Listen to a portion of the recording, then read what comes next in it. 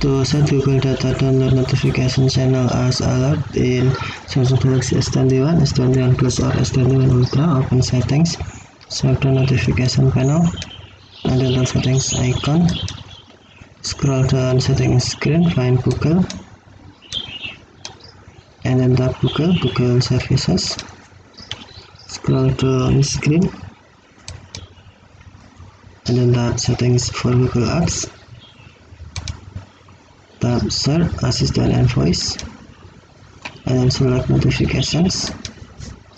Tap Notifications, and then you must turn on Google Notification first. If Google Notification is off, tap Show Notification Switch until Bluetooth turn on, and then scroll down screen.